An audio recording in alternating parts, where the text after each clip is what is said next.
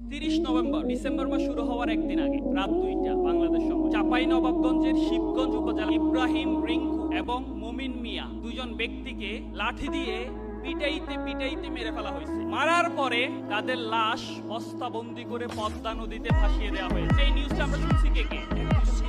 ঠিক তার 2 দিন পরে পাবনার ঈশ্বরদীতে একটা কুকুরের 8টা কুকুরছানা বাচ্চা বস্তাবন্দি করে পানিতে ফেলে দেওয়া হয়েছে। এটা শুনছি কে? তো এটা শুনছি সবাই, তার আগেরটা শুনছি মাত্র 2 জন। তার মানে কুকুর না, শুধুমাত্র যে কোনো প্রাণীর প্রতি নির্দয় আচরণের আমরা প্রতিবাদ জানাই, রাইট? কিন্তু যেই প্রাণীকে আশরাফুল মাখলুকাত করে আল্লাহ পৃথিবীতে পাঠিয়েছেন, যেই প্রাণীকে ইন্নী জাইলু ফিল আরদে খলিফা প্রতিনিধি করে আল্লাহ পাঠিয়েছেন, তাদেরকে সীমান্তে ভারতীয়রা পিটিয়ে হত্যা করেছে, আমরা একটা প্রতিবাদও জানাই নাই।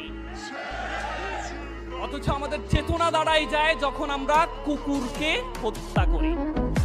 আমাদের জয়া আহসান টিভি অভিনেত্রী আমরা 14-15 বছরে কোনোদিন দেখি নাই একটা লাশের জন্য প্রতিবাদ করতে, 8টা কুকুরের জন্য তার ঘুম হচ্ছে না।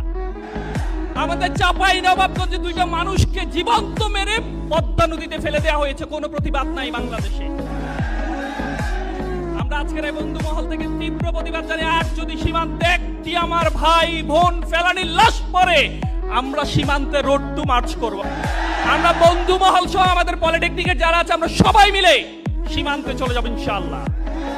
তো আমাদের চেতনা এই জায়গায়ও রাখতে হবে। আমাদের মিডিয়ার মানুষজন তারা বেছে বেছে প্রতিবাদ করে, যেই প্রতিবাদ করলে সিনেমা করতে অসুবিধা নাই সেই প্রতিবাদ তারা করে। আমরা অবশ্যই বলতে চাই যে আমরা প্রত্যেকটা প্রাণীর